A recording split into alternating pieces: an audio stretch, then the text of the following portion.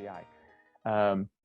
Anyway, but so here we have straight out of cognitive behavioral therapy, a very visual explanation of the think, feel, do behavior cycle. Thank you. And so first I want to describe the concept with this cycle. We, in lighthearted terms, kind of tongue-in-cheek, call this the toilet bowl of doom in my practice. And you can see how you can make things worse the way you think and react to things, or you can make things better. And our mind and behavior really play into it. So up here, we have the icon for the world. Something happens in your world. So we are interacting with our environment all the time. When something happens, that triggers an instant thought. So here is an icon, a little thought bubble for think, right? So you think something. What do you think about it? Your thought leads to a feeling. You feel something. However you think leads to that feeling, right? And then you might do or say something about it. What's your impulse? What is your impulse to act? Are you acting reactively and emotionally? Are you reacting in coping terms or in a planful way? So what do? And then what you do feeds back to the world. And so you have this next cycle. So let's do a quick example. All right. So let's say something that happens is we are shut off. We're in our homes. We can't do all the regular things that we can do.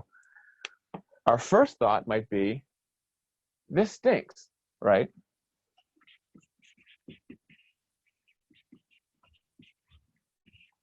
This stinks. If you think this stinks, if you follow the trail along, it leads you to feel something. What are you likely to feel if you think in your head, this stinks?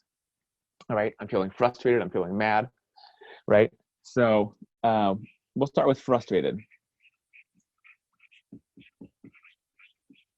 Right, you feel frustrated, okay? That usually leads to some kind of an action or a response.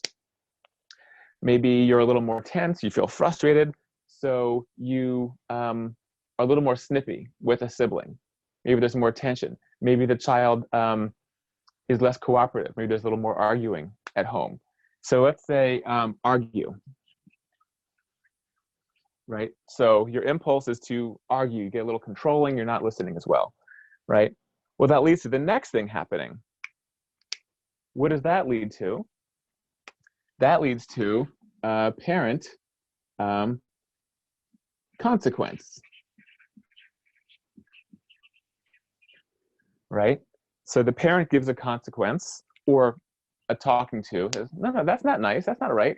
Come on, we still expect you to be a good listener at home during these social distancing measures, right? So that leads to a new thought. A consequence leads to thought number 2. So not only does this stink, but now this is the world. My parents are so mean. I can't take this, right? Parents mean. My parents are mean. I hate this.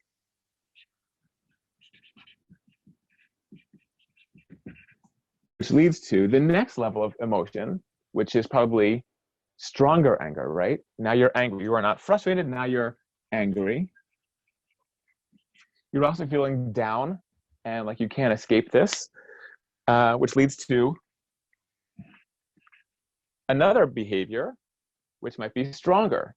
Now you're yelling, right? Now there's maybe a child, flips over a table, has a meltdown. So now the argument becomes meltdown. And if you start to see the cycle that's happening leads to a response from the world.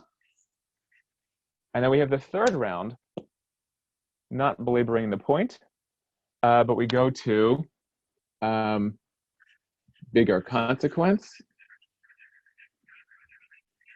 Now there's conflict with parent, and on it goes.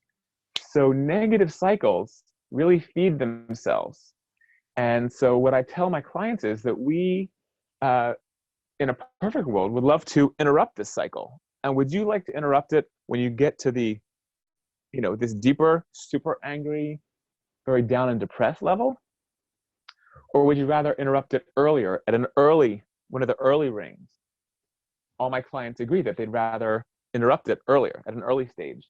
So what we do is we say, all right, if we want to interrupt this, we want to let's drive a wedge right here. Imagine a bike wheel that's spinning, and it's spinning and spinning and spinning. We take a stick. If you shove the stick right in the spokes, it's going to go clang. It's going to stop really suddenly. So we want to do that.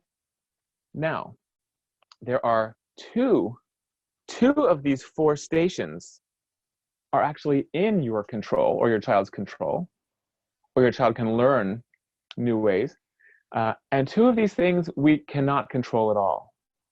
And it's really important that we get clear on these, because sometimes kids that I work with have a misconception about what they actually can control and they can't. We cannot control what happens around us. We can't control others or the world, obviously, these days, right? So you cannot control